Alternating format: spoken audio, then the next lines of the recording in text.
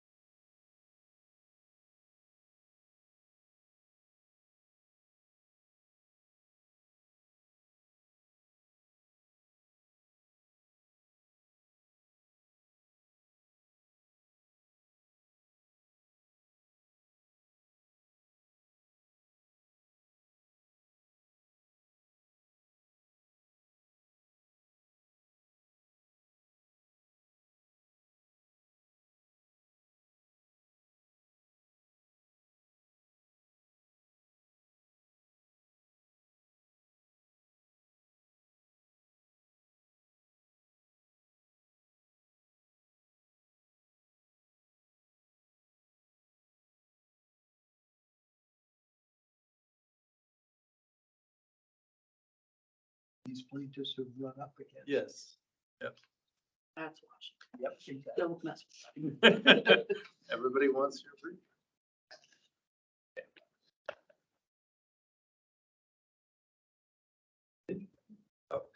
We have completed the executive session on legal issues. But we are now going to stand at ease till 2 o'clock. So we've just got to stand by for 5 minutes. So thanks, everybody. Where these? Hold on one second.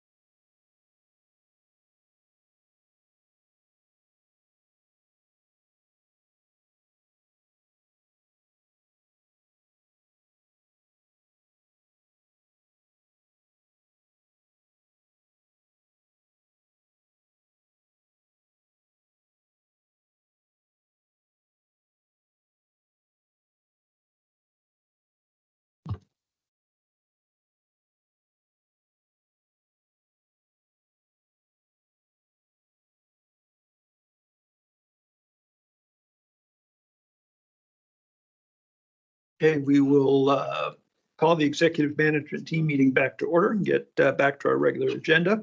I just want to mention that our director, Will Lucella, is not able to be with us today. He is taking part in the Washington Equity Program with Jim Weatherly, our DEI director as well. And this is going to be a part of a collection of work groups that are starting and will run through the next couple of months, which they're going to be doing a lot of exciting, important stuff. So I'm glad he's able to do that, though it will mean he is not at EMT for a couple of times. So, but his deputy is here in his stead. And we will start with enforcement and education and Director Chandra Wax.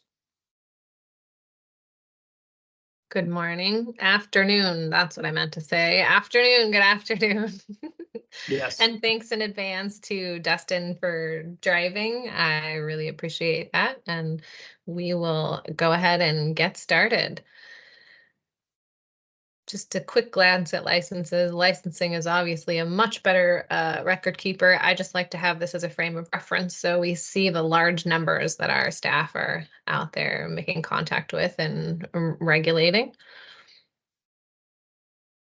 Complaints. So this allows us to look at complaints by month and how many complaints we received. I will tell you, because I know this is a data point that y'all like to have, that 65% of our cannabis complaints were internal and based largely on pesticide results and those lab tests coming back. If you remember, we had a period of time where we weren't getting lab responses, and so we're still working on getting caught up with those. And so that drove a lot of our complaints in cannabis for December. And then I think that's about it on this slide. You can just see the numbers there and compare them over the months. And then we'd like to take a look at complaints and which one of them are which ones of them are related to public safety. Overall, this number stays pretty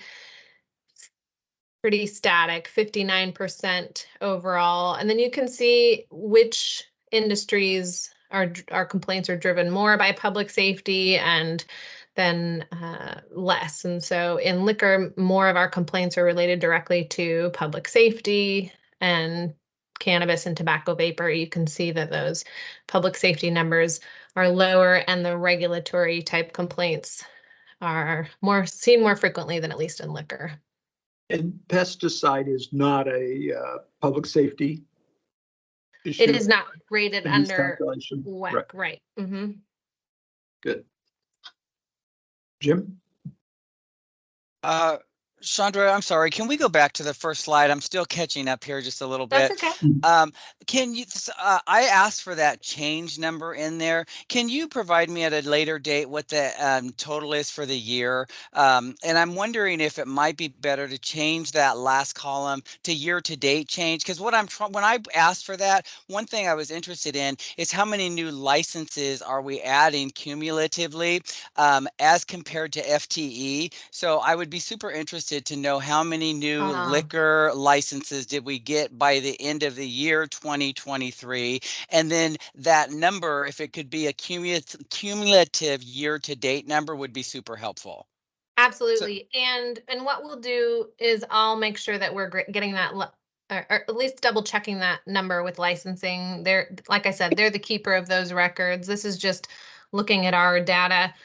So we'll double check that and add that. Okay. So that, and I'll follow up with you after this meeting too. So we can do that. Mm-hmm. Thank you. Thanks, Dustin.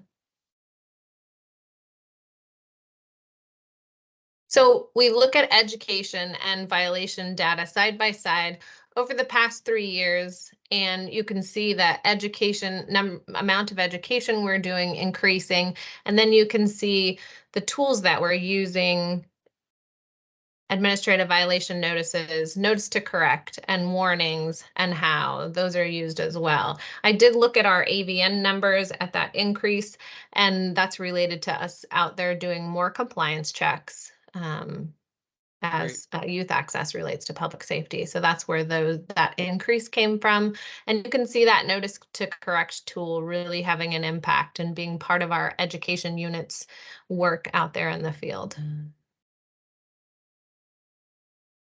And then somehow we managed to just sneak ahead of last year with our contacts for education at the end of the quarter, which surprised me because usually those last 2 months with holidays and schedules, but we made a big push. So I was excited to see that. I'm sorry, the last quarter over third quarter. Great work by our team. When we start looking more specifically at education contacts and which industries they're being made in and looking at them over a span of 3 years, this just allows you to see how much work each of our industry units are doing, as well as breaking out those consultants so you can see the amount of education happening with those employees. Remember, when we look at the percentage of complaints that come in that are related to public safety, what we're seeing here in this data is very consistent. We see those consultants doing a large amount of education in that cannabis unit on those issues, and then liquor using it as well. So that's encouraging, and it's consistent with the data we see across the board. And then when we break it down and look at the last 3 months, you can certainly see a little bit of a difference in liquor, more of an impact on scheduling and vacation and staffing probably than we're seeing across the other industries. And then we like to look at what those topics are that we're out there providing enforcement and education on. And these are our education topics, pretty typical regulatory, youth access, public safety issues, working with licensing and permits, out there providing some education partnership, and then advertising issues have been a big one lately. And then you can see over on the right, you can see that broken down by industry to see where those issues are really impacting our units.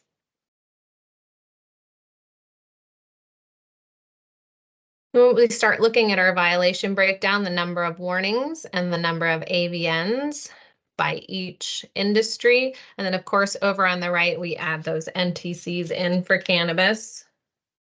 Notice to corrects. And when we start looking at how we're using those notice to corrects, this is in the month of December of last year. You can see non-compliance with record keeping, use of unauthorized pesticides, packaging and labeling, traceability not being used correctly, and some more advertising violations. We did receive a number of advertising complaints over the last 2 months.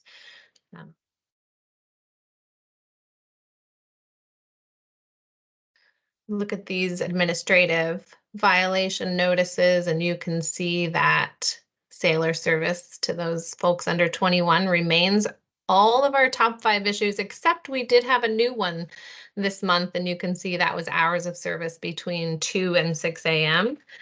So that's our officers out there doing after hours checks and making sure that our businesses are closing when they're supposed to be closing.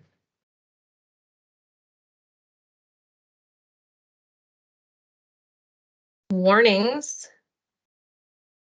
for December, I did look into this conduct violations 15, and half of those came out of our tobacco and vapor unit for THC and synthetic THC products, complaints and investigations related to that. So I like to share that with you because it does appear to be a bit of a issue that is trending. And so a lot of times when the licensee agrees to hand over or allow seizure of the product, then that's a warning, and we do quite a bit of education and move forward. So tell me that again. So what are some of those things there that what products might that have been, and what does that entail? So if the vapor licensee is selling product that contains THC, or those, for example, gummies that contain that synthetic THC, we would seize that product, remove it. It's not a legal product. And then obviously they were given a warning in this case. Right. And are these the things that we're able to do now after the 2023 legislation? Does that follow that? Yes, it makes it very clear, but they're not allowed to sell these products. So, Right. Okay, yeah. good. Thank you. Yeah. And so that was half of those. Conduct violations are also, we're dealing with some misconduct by licensees and those types of things, or even wait staff and those types of things. This is a look at our alternative dispute resolution, or our compromises and hearings. When we look at liquor, you can see that a lot of these are resolved uncontested or at informal hearing, at least in the month of December, actually in the last 3 months pretty consistently. And then in December, liquor had one that went to formal hearing and 2 where a compromise wasn't reached, so we will move them forward. And cannabis had 3 that where a compromise wasn't reached, and we'll move forward. And so I asked a couple more questions about that, and 2 of them had cancellation as a penalty. And that's one, we rarely see compromise on those. Makes me wonder what the original sanction was if cancellation was the compromise. It will cancellation was the sanction, so yeah.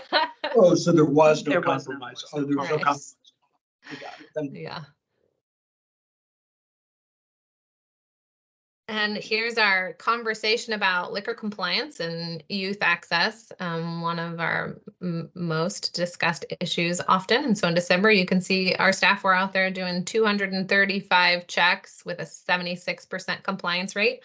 And just to make sure everyone is equally informed, I did set up a meeting with board member Vollendroff and some of our education team and enforcement team, and let's see, who else is going to be there? Research and policy, and we'll be just having a discussion about what are some other things that potentially we can do in partnership with also public health and other state agencies that will also help us impact youth access in a positive way. So that's a conversation that we're starting.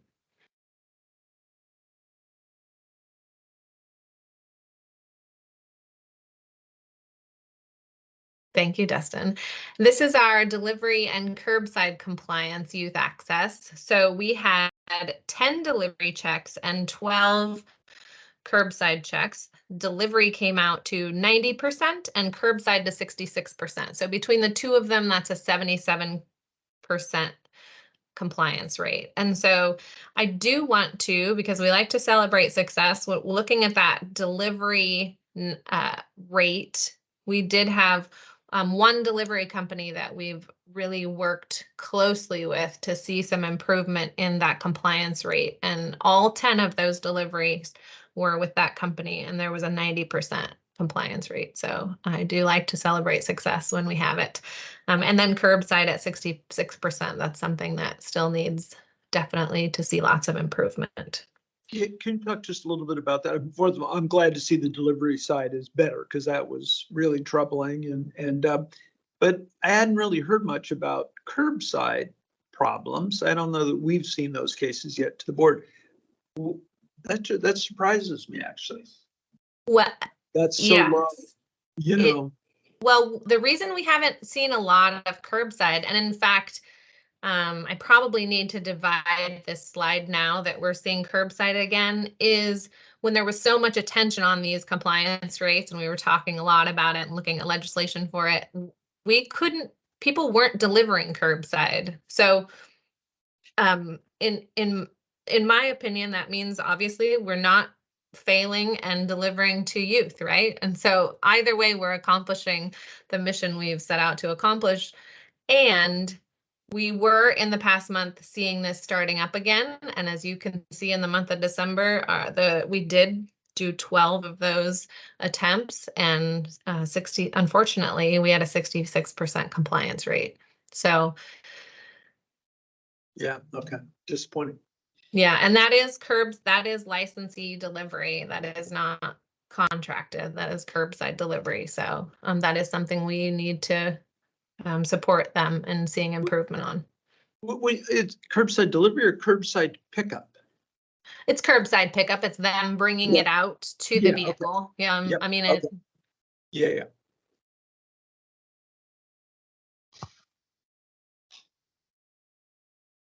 and our cannabis compliance with exactly 100 checks makes me think the team set a goal number.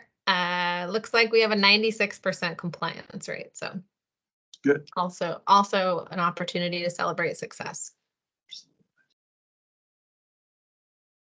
And then when we look at tobacco and vapor compliance, it's 85%. As you know, we have another unit, so I'll show you data a little bit later on where we'll see that in the FDA, we had exactly the same compliance rate for the month of December. So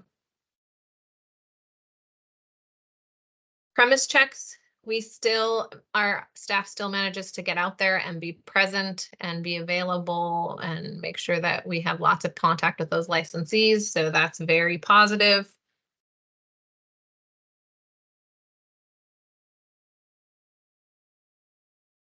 ID checks and youth access, another way in which we believe that we impact youth access, which is when we're in licensee locations, we are checking ID. So this is 45 different locations that in addition to all the other work you've heard about, we're out there actively checking ID for youthful looking persons on a premises. There was some law change earlier this year related to tobacco and vapor licensees. And so we just do less of that in that industry. And this is our CRY unit. The summary of this slide is they do a lot of work, and they do a lot of work in partnership with licensing for our reissuance of licenses and for new licenses and with HR2 and a lot of our hiring process. And this is a team of 2 individuals, and they do great work for our entire agency. So super proud of them. Examiners, we've been watching the work they're doing as we moved them into our cannabis unit so that we can see supportive work of investigations. And you can see 204 officer requests in December. And we have, what is that number at the bottom? 22 hours of field time. So making sure that we're doing some work, getting out there and visually confirming what's in traceability system and what is actually physically on location. So that's great work, and we are seeing that culture change inside of that unit, which is great. Advertising requests, we are, as you know, seeing a lot of advertising inquiries and complaints this month. We've seen it other places in our data, and this is a team that resides under our education unit as well.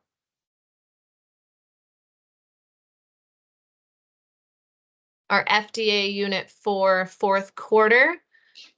Hold on one second. Ollie, is your question about the advertising slide?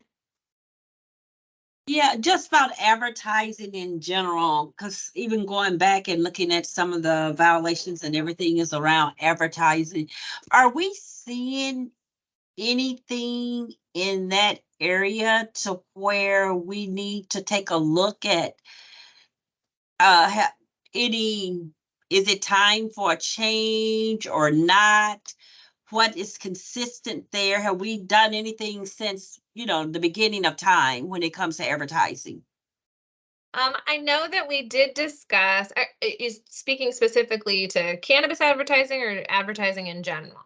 Advertising in general and cannabis advertising. We did look at an agency request bill, and Justin might be able to provide a little bit more info on what happened with that. I don't know that it's moving forward. I don't think it is. But I'm not sure, other than that, if we've done anything else to update those rules. It is going to come up this year. Go ahead, Jess. Yeah, I can kind of cover a little bed of that on the policy front. So we did have some draft work that we did over the summer around advertising proposals, and we had had a lot of discussions about introducing a new bill altogether and trying to get it through a short session, or try to work with the industry on 5363, which is still active in the legislature, dealing with advertising. And so we worked with some industry folks, and they are proposing some amendments to 5363 based on feedback that we had. And it's some of it is around moving some of the advertising oversight from the state to the local governments, particularly dealing with trade name signs, so size and just general trade name issues, where we would still keep the advertising or general advertising oversight, particularly around content. And so there are some potential modifications coming up. I know that there's going to be some concerns from the public health and prevention industry around some of that. And so there's still more work, I think, to be done with some of the conversations, because I believe we had some recent input that some of the language may be a little bit challenging in our enforcement area. So we want to definitely take a look at that. But as far as other types of advertising provisions, we haven't really gone further than that agency request concept and then working with the industry on this particular potential modification. But the prime sponsor was on board with amendments. And so we're trying to utilize that vehicle to make those changes during the short session. Great, thank you. All right, thank you. Absolutely. Thank you, Board Member Garrett and Director Nordhorn.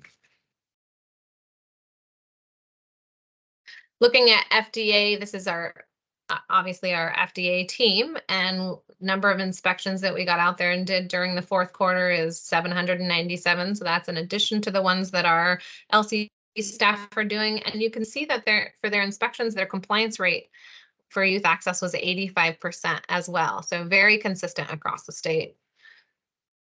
And then for the 2023 year end FDA, I just wanted to put these numbers up here because it's a really large number of licensees that we're contacting. Yes, on behalf of our contract with the FDA, but still our licensees and still impacting the regulatory compliance and public safety in Washington State through this work. And this is just a huge number. So I'm very proud of that work. We are committed to being transparent about our internal affairs, and which means complaints on our staff. And so in 2023, I'm sorry, that is mislabeled. That is in December. We had over here on the right, we're working on 2 investigations. This chart needs to be more clear. And we had one that was unfounded in December and one that is still pending that we will resolve this month. And so we appreciate our partners in HR for helping us with that. Our total complaints in 2023 were 14. We resolved 13 of them and we have 1 still pending. So in hiring and recruiting, we're going to celebrate success again in the month of November. We had 36 vacancies. Now we have 31 with 9 in background. You saw that we had a great swearing in with 6 officers last week. It was a great celebration. Went to an academy graduation in the last couple of weeks. So really feeling like we're making some progress in this area, which, as you know, has been a large area of work for the enforcement team lately. So I definitely want to celebrate that. And they're doing yeoman's work there in getting recruitment and retention efforts. Again, lots of professional training that happens to make sure that we stay up to date and current on trends for law enforcement and regulatory work. Great team we have there in the training unit. And then I asked my team for partnerships, and I just want to point out that I had to put it on 2 slides this time. And so they are just reaching out to King County for DUI emphasis, working with our tribal liaison and the tribe on an MOA, working on the hookah lounges issue, which raises its head every once in a while, using smoking in public places, rules and regulations, and Richland PD on the synthetic THC products at those tobacco licensees. We partner with a PD on the east side for a remote office for one of our officers, which allows us to work really closely with them. We worked with Together for Youth out of the city of Wenatchee when they were concerned about some of their retail licensees. We work with many other state agencies on driving advisory and making sure we're staying current on fraud trends. Next slide. We work with industry members to make sure we're responsive to their issues. HR and DC Renke meet regularly. We meet with licensing, and all of our divisions have a deputy huddle within LCB, so they're keeping informed on the work each other's doing. And just, you can read, there's a lot of partnership happening, and they're working really hard to meet that strategic goal. And I just wanted to celebrate that and make sure you guys saw that. So that's all I have, unless you have more questions. Great, thank you for all that. Don't see any others. Thanks so much. We will jump to a licensing update with Licensing and Regulation Director Becky Smith. Hello. Well, good afternoon. I think you like my background, my area. Yes. So good afternoon, Chair Postman and board members Garrett and Vollendroff. I just want to provide you with a little bit of information. I want to start with your question, Jim, regarding how many folks that were licensed in 2023. So in calendar year for liquor licensees, we licensed 1,666. That's new licenses. That doesn't account for any of the other work that's done. That's just brand new licensees. So I'm sorry, a quick question. And those 1,666, are those all permanent licenses? Or are some of those temporary licenses for special events, or what does that include? Those are all permanent licenses. Wow. We don't include that for any of our special occasion licensees, because that would hit them like 5,000 just for those special occasion licenses that are issued. So quite a bit. And then it doesn't account for any changes, any corporate changes, any changes in, that their location, for instance. So, and we could break those down if you'd like. We could break those down by license type as well. So you know how many breweries, brand new breweries, how many brand new wineries, how grocery stores, bars, restaurants, etc. Well, so and you guys see something like that. I'm sure the director level staff are more involved in this than I am, obviously, but I am always curious about the added workload and how does that match up with the staffing levels within the LCB, and what are we doing to make sure that we got requests going in to support that work? Because at the end of the day, that is part of our mission, public health and safety, and if we're not keeping up with the staffing level in terms of number of licenses, I don't think we're able to actually do a good job of fulfilling that mission. So. Yeah, which I think is a great question, and something that, that we all struggle with, all of the directors, is the amount of work goes up and the staffing doesn't. So, we have 2 temporary staff just in liquor licensing to take on the brunt of the workload. So that we're able to, because of vacancy rates, to have that ability to bring non-perm staff on. I know this doesn't translate exactly 1-to-1, but in the clinical world, we have matrices. And if my staff caseload goes up by this much and the agency caseload goes up, then we need X number of new clinicians. And it just seems to me like we should have some type of matrix like that we are saying, okay, legislature, if we issue this many more licenses, we need this much more money to support. Anyway, it just seems pretty simple to me, and maybe that's there, but it would be nice if it worked that way, but as Becky can tell you, even DSHS that has very clear formulas fights for numbers all the time. The formulas don't make it, and don't make it a whole lot easier to get the personnel. We got to keep fighting for it. But I think Tony's going to add something. But I just want to say, I think that knowing the beginning and the end number is really important, and that'll be good, because we say in 2023 we regulated X number of entities. 2024 we start with X plus whatever. Tony? Yeah. And we are committed to annually asking for decision packages which can supplement the licensing area, for example. So in addition, at every time there's new legislation, we put in how many FTEs we anticipate we will need. And sometimes we get those when the legislation passes. And so those are simple to add up and tell you how much the staff increased. That doesn't always happen. Of course, legislation can pass and licensing might get no new staff. But in addition to that, we put forth, this is an off year, a supplemental request year to get more money. So it was difficult to get decision packages granted or put in the governor's budget. But we did do an operational decision package, which is something new, which Rachel is very encouraging us to do. And so we will continue to ask for more resources.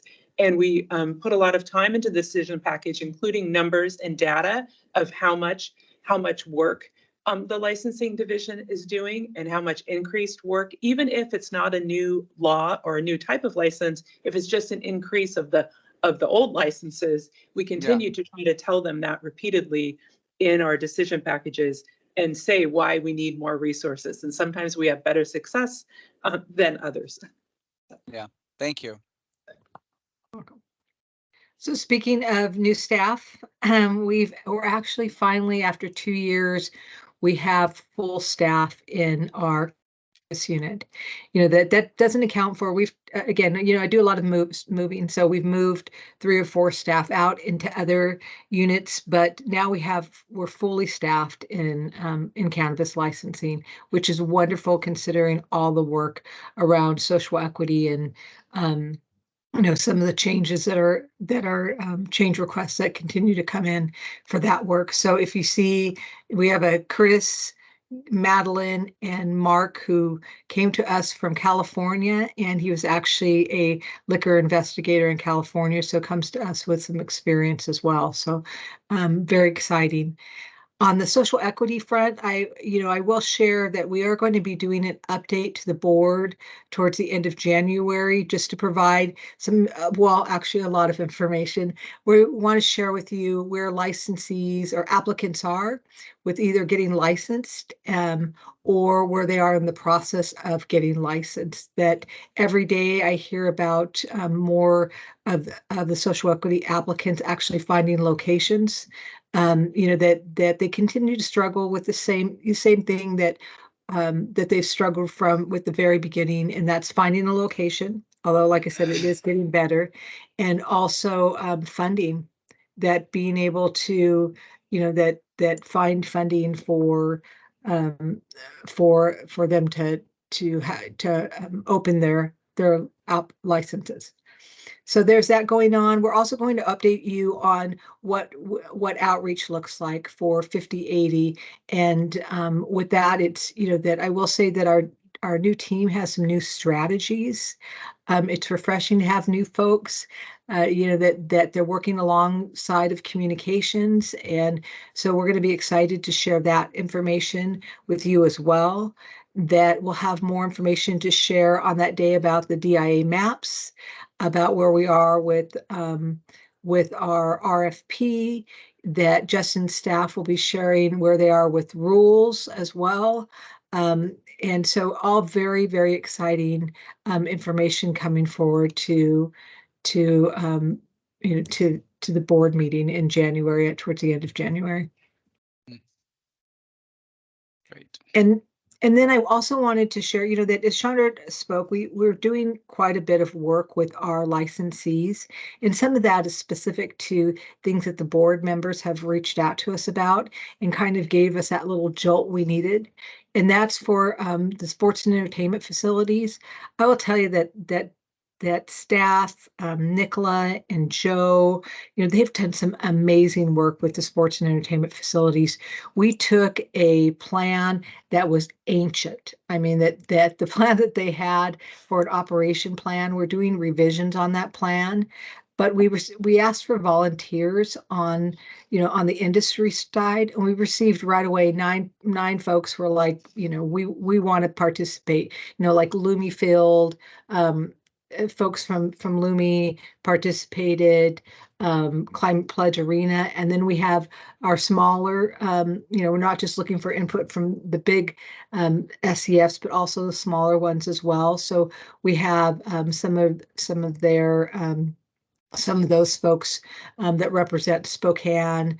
It's kind of a smaller SEF, and also, that our fairgrounds, which is also included as a sports and entertainment facility as well. So they're taking a look at the operation plan, along with, I should also mention, along with our partners in enforcement, that they've sat down to look at the plan as well. They got together most recently and went through and provided input to a draft that we had sent to them. They're going to get together again in another week or two, and again, just go through one final draft and give us a thumbs up so we can share it with all of you.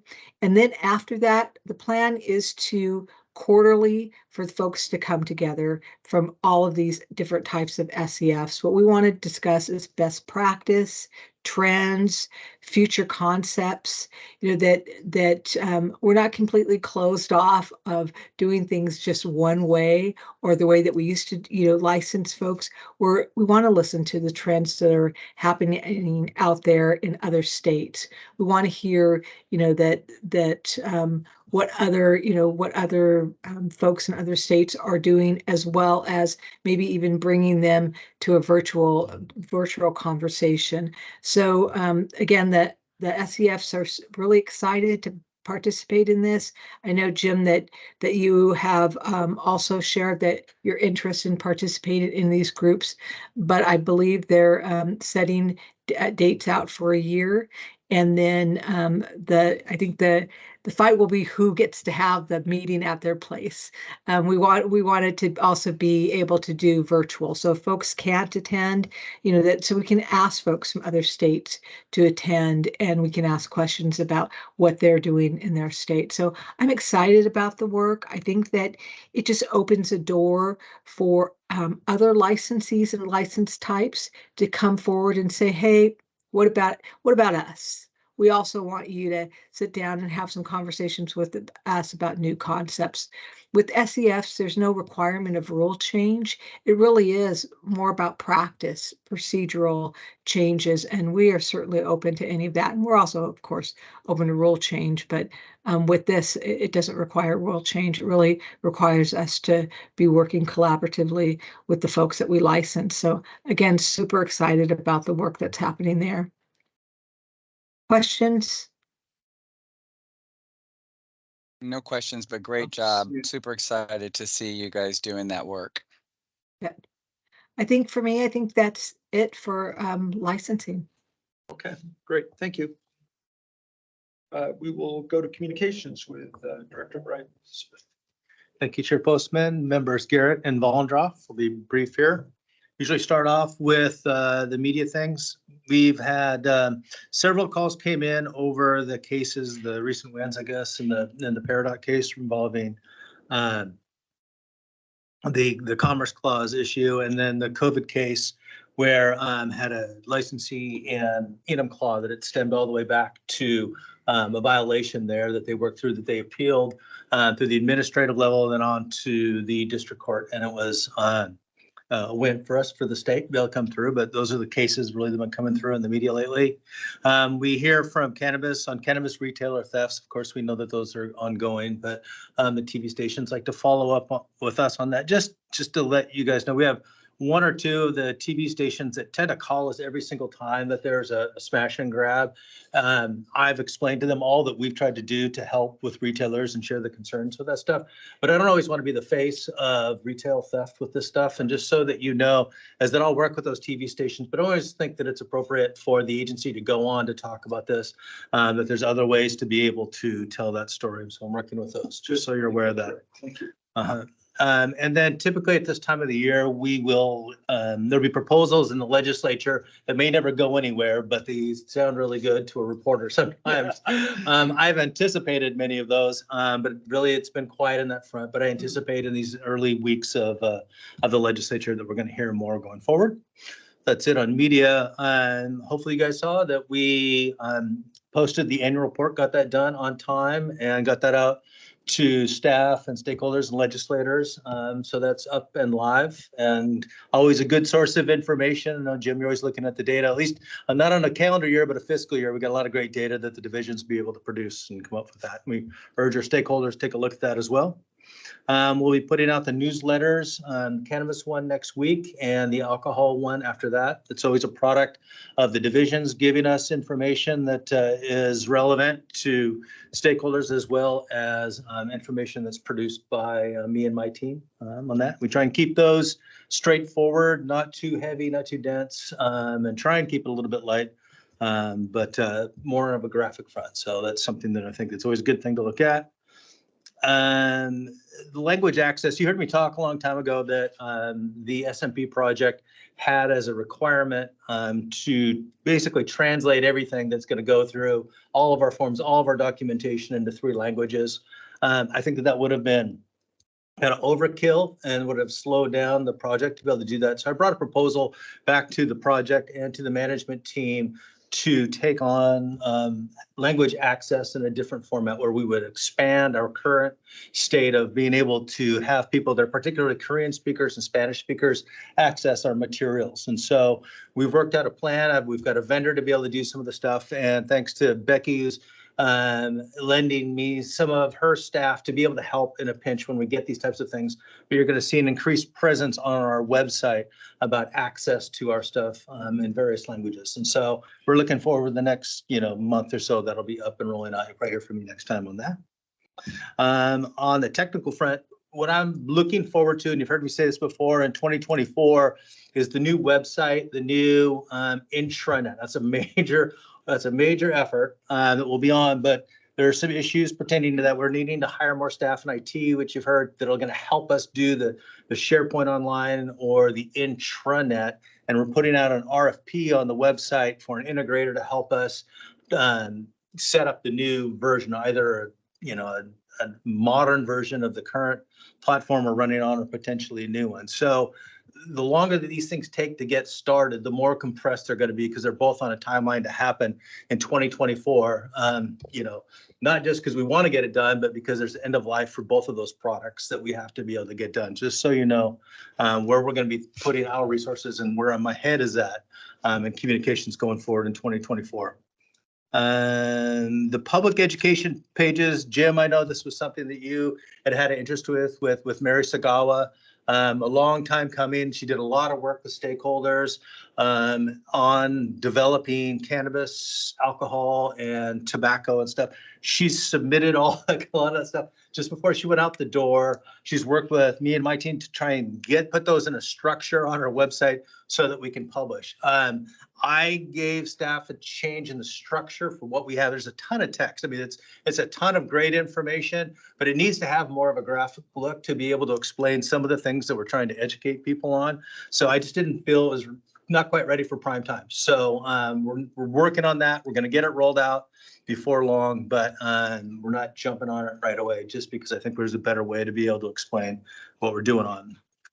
And then lastly, just so you guys are aware, is that on Friday, we may look at some inclement weather. So I'm in touch with the facilities folks. I'll be putting out something to staff, let them know how they can find out if there's something that they need to know in advance about the building on Friday. So got a good team of working together in coordination on that stuff. So if you have any questions, just know that I think we're on it, but you can always reach out to me if you have any. That's it. Good. Thank you, Brian. Any questions? Shit. Justin Nordhorn, Policy and External Affairs. Good afternoon, Chair Postman, members Garrett and Bollendroff. I'll try to cover a little bit of the legislative piece, since I've been working pretty closely with Mark. He'll have a lot more details that he'll be able to provide, but I know the legislative session is off to a strong start. We've had at least 10, if not more, requests for bill analysis. I think I've seen even more on the fiscal note side of things as the conversation is going throughout the agency, because we have two distinct groups that look at those things. So there's a number of bills that are going forward. as conversation pieces. Obviously, we're only on day 3, so there's a lot yet to come. We've seen a number of areas that kind of span the whole scope. We've got vapor product legislation that's out there. We have alcohol concentration legislation. We have special permits, other license types. And I know there's a number of enforcement bills that are being tracked that may not necessarily, have a direct analysis that the agency needs to do, but there's a number of those still going on as well. So we've been reaching out to stakeholders, having some meetings on points of interest for them to try to figure out how they may get some of their policies going through the legislative process. We've tried to offer assistance in language to mitigate agency concerns in some areas. And so I think that's hopefully folks will be taking us up on that. A couple of the ones that I would call out is we have a hemp and food bill that's being sponsored. I believe it's by Senator Hasagawa. And what that does, because there was so much discussion around the THC components last year, basically or last couple of years, that's going to be predominantly focused on hemp extracts as a food ingredient within the state. It would be governed by the Department of Agriculture. It does not change any of the definitions that I've seen to date from what we've had in the past. So the past legislation isn't being necessarily modified. This is trying to create a 10-year pilot program for hemp in food. And it looks like they're proposing some age restrictions for the hemp and food for age 21 and up. And so even though it's not changing the definition of what a cannabis related product is, they're being mindful of some of those implications. And so I don't think that there'd be anything that we've seen thus far that would create any type of alarm on further changes to the policy. So I think that it'll be interesting to see where some of those go. It looks like you have a question. Yeah, I was just, I mean, I think I agree with your take on it. And, there's been a lot of talk since that last bill passed, which was hard to get done, as you know better than anybody, of different hemp related bills coming, which I think might have conflicted with what we're still trying to implement. So I think this does not, and it really creates a separate avenue for products that are below detectable level, right? And so we're still going to enforce everything that the legislature gave us in 23. Yeah, it doesn't change any of those authorities that were described in those areas. It really focuses on the Department of Agriculture for these products. There is a provision at the tail end of the bill, and enforcement will have to chime in on what that impact might look like. But it does allow for the Department of Agriculture to contract out some enforcement components. And since there are some continued restrictions in statute for LCB on hemp oversight, I don't know if there was thought around what that would look like. But because we are an extension of Department of Health and Department of Revenue, that might be something our enforcement partners may want to be looking at. And it's just very, one-liner at the tail end of the bill. So it can be missed. I wanted to call that out. And then we also have, I saw that there is a home delivery for alcohol bill that has been dropped. It's taking a number of the recommendations that we provided to the legislature, particularly around licensing third parties, creating permits for the delivery drivers and those types of things. So there's an added training element and the oversight element that is there. It's not a huge bill, so that's not covering the full spectrum of everything that was covered in any of the recommendations, but it is focused on trying to license the third parties and having the appropriate licensing and training for drivers so that they can mitigate the youth access concerns and issues that we've seen in the past. So we'll look to see what happens with that particular bill if there's interest that comes up with that. Is that the Conway? Yes, that's the Senator Conway and I believe Senator Stafford are the two primary sponsors there. We do have our agency request bill has been dropped, and that's being sponsored by Senator King and Senator Kaiser. We have a bill number for that, and that's 2260, and that has to do with the administrative penalties in lieu of the criminal penalties for alcohol sales in those situations where we don't have permits in place, particularly around the grocery store clerks. And then we also have a number of other bills that we've been working. I think one that is going to be a continuing point of conversation is the worker safety bill. It's predominantly L&I bill, but it incorporates alcohol licensing into it. Currently, there's not a licensing component that's called out, but there's definitely, based on the intent sections of the bills, an interest in affording the adult entertainment type of businesses allowances to conduct liquor sales and service. So we're going to be looking at that, and hopefully we'll get some strong direction from the legislature so that it'll make the rule making not only easier but more defensible from a legal standpoint. So that's kind of the general overview of the legislative pieces that we have going on. Any questions on that? And then I'll jump into the other update. No. Okay. So we have some other activities going on. Obviously, you're pretty much abreast of all the rule development because of the caucuses, but on the public health side of the equation, Brian had covered that the website, and I know that Kristen is picking up where Mary left off, so hopefully that synergy will continue there. We've also had a launch, some of the projects, they launched some consumer education surveys that are out in the retail stores. I think we have 140 completed surveys at the beginning of this month, and so I think there's some efforts to continue to try to boost that. And then we're also looking at strategies around promoting the Healthy Youth Survey participation and the like in that particular area. Last month, or actually kind of at the tail end of November, but with the holidays, I thought I captured here as well, as the National Institute on Alcohol Abuse and Alcoholism research study was funded. That's being led by Julia Dilley, somebody that we're pretty familiar with in past research. And so there's going to be some benefits to the state around the state-specific summary report for findings within our state on the data collected from the young adults that we've helped recruit for those studies, behind-the-scenes previews of findings and those types of things before they come out in the publication, so that we can prepare for some of that. So that'll be a good part of working with these partners. And so we're really excited that that's moving forward. And I think that that'll produce some interesting information as we continue to look at those issues that come up. And then also, Kristen is going to be co-chairing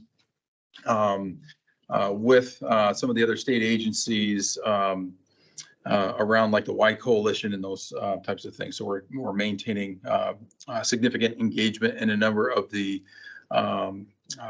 public health and prevention groups out there.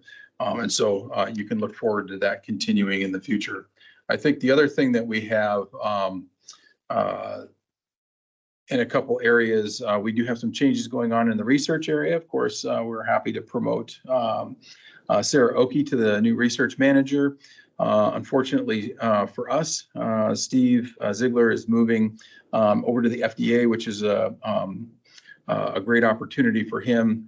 They had recruited him for that. It's been on his radar for a while. And so, of course, the federal government moves a lot slower than state government. So I can't say for sure how long that's been in play, but that is an exciting opportunity for him. So we're in the process of drafting recruitments and updating the job descriptions for the other two research positions so that we can create some strong alignment, because when we did it initially, we didn't have a program stood up.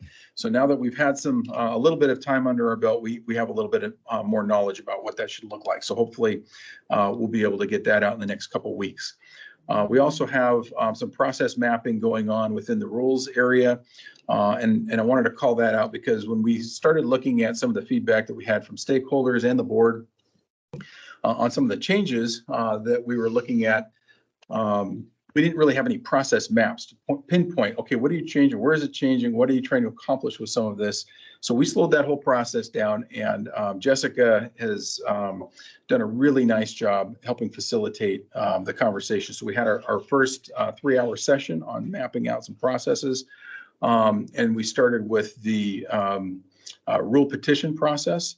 And I think it was eye-opening for folks on how complicated some of these processes are. We had some other lean facilitators in the room who have a lot of experience with rulemaking, and they had kind of the eye-opening moment, like, I didn't realize that those were requirements that we had to adhere to in the statutory framework, and why some of these timelines are so challenging and structured. And really the rulemaking is fairly unique, if I can say that. I don't know how, I don't want to over simplify it, but other agencies that have just a director have a different rulemaking process at the end. They don't have the 3 board members that review and approve these. And so some of the timelines that we have to contend with are different, because we have to wait for the board meeting and be able to present information and have that voted upon, versus it just going through an internal process. So you're saying it's our fault that it's overly complex? You can read into that however you want, but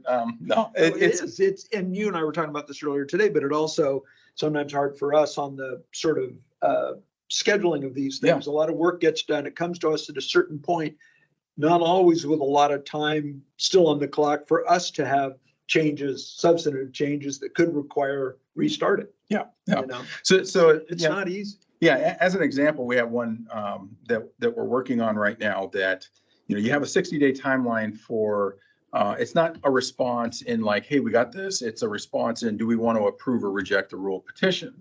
And so when you look at that 60-day window, we have to calculate out on when the board meetings are to be able to accomplish that. And if the board meeting happens to be on day 61, then we have to back it up by 2 weeks. So we're only going to have 45 days to complete that work and get it in front of the board, because the 61st day would be out of compliance. So we have those types of nuances that we have to contend with when the petition comes in, because we don't get a say on when that comes in. It starts the clock when that comes into the agency. So those are just some of the nuances. And I think by trying to create some visuals and some broader understanding, I think that we're going to be able to have some really good conversations with stakeholders, even when we start getting into some of the rule engagement and outreach sessions on what does this look like, why do we do what we do, and that sort of thing. So having those processes in place will also make it easier when we want to make a change to introduce some of those concepts, particularly around countermeasures on what are we trying to accomplish, what are we introducing, so we don't introduce too many things,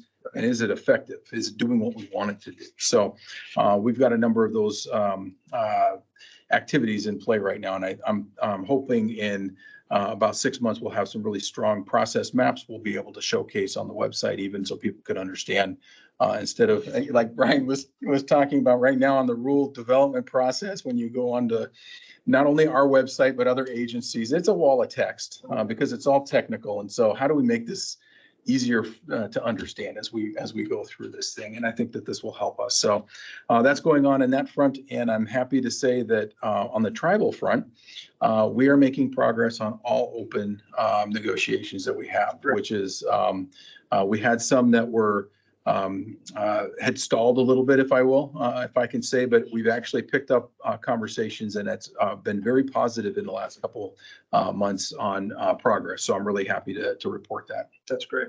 Good. Any question for Justin? Okay, thank you. And now for general agency update and anything from the director's office, Deputy Director Tony Hood. Great, thank you, Chair Postman and members Vollendorf and Garrett. Regarding strategic planning, we continue with our next meeting on January 22nd.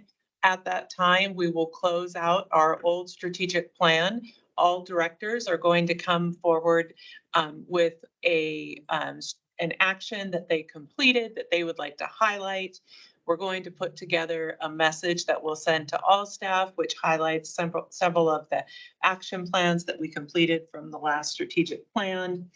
And then we're going to spend the other part of that meeting working on our next strategic plan. As you know, we started that in an offsite meeting, and there have been continued meetings with kind of a subgroup that Jessica's met with of managers.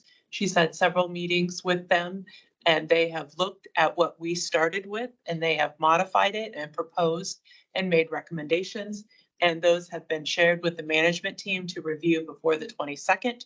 And so I am sure that we will make great progress on the 22nd to get our new plan further along and eventually ready to share with the rest of the board the next step. Yeah, good. We have an employee lunch going on January 31st, and that is to recognize all of the great participation we had in the employee survey. We did that last year as a breakfast. This year, we're doing it as a lunch. We will have an opportunity, as we did last year, to get some employee feedback. We had some posters up and some questions and opportunity to put some Post-its down and get feedback.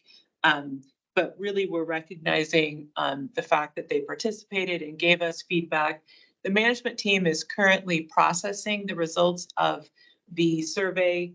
We all got accounts with Qualtrics, which is the new platform, which allows us to see lots of fancy heat maps and graphs and other things that we never got availability to have before. This is all through the state. And so I wish I knew what those word clouds were called, and I'm not sure if that's what word clouds. I like word clouds. So like you can say where what has been emphasized by staff, and you can see those. Qualtrics also breaks down the answers by race for the people who answered those questions. So you get a lot of data breakdown and a lot of different information. We also have information about how we compare to the state overall. And soon, actually on the same date as the lunch, we will have a breakdown on how we compare to other agencies. So that's coming on the 31st. And so the next goal is for the management team to decide, what are we going to focus on from the employee survey? What are we going to work on? What do we see popping from that? What do we see as a theme? What do we think we can accomplish and work on? As I believe everyone knows, we're going to do focus groups again. We're excited for that, but we want to make sure that we accomplish something from those focus groups from last year and from survey results, so that we're not just doing surveys, we're not just doing focus groups and getting feedback, but that we're actually listening and proving to them that we've heard and that we're going to work to accomplish something objective from that feedback. Otherwise, it's really just going in a circle and giving them lunch. So we don't want to just do that. But I am really excited that we can do focus groups. I was talking to Jim Weatherly about the fact that this year, our two gyms and Jessica have more time to plan, so it won't be quite the crunch. It doesn't have to be just in the summer.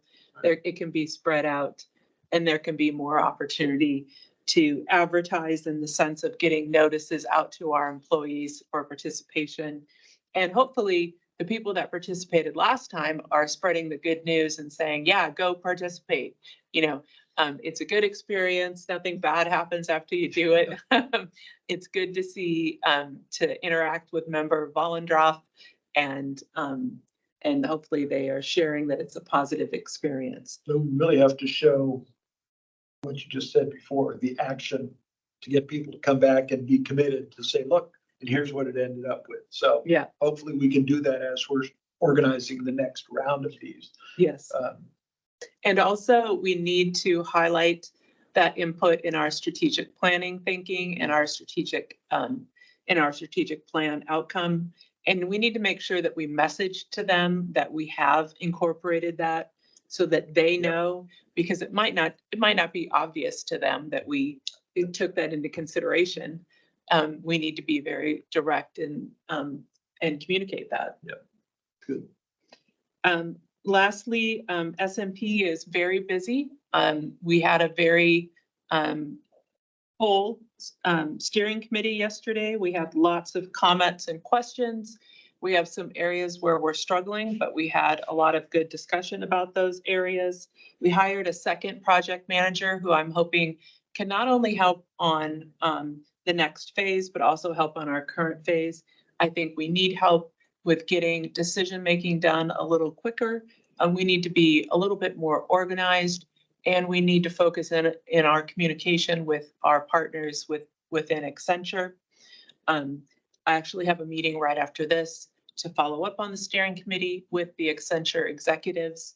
And so we are making progress, but there's a heck of a lot of work to do on that project. And we're going to keep at it. So that's all I have today, unless there are questions. Questions, SMP is incredibly complicated and difficult. I think you're doing a really good job keeping that ball rolling in the meeting. The steering committee, was that just yesterday? It was just yesterday. Was a good one. I mean, it was robust, and people, I think, are opening up a little bit, and we've both been asking them to do that. I think that's a good sign. And hearing from our partners, kind of what they need from us is a good thing. So I feel pretty confident about the process, even though right now we are in a little bit of a bumpy place. But, Thanks. yeah, but now it's going well. So, okay, that's the end of the agenda, unless our board members have any further comments or questions. And I don't see any. Nothing for me. No. Okay, great. Okay, well, that we will adjourn the executive management team. We'll be back Tuesday morning for a caucus and a board meeting next Wednesday as well. So we're adjourned. Thanks, everybody.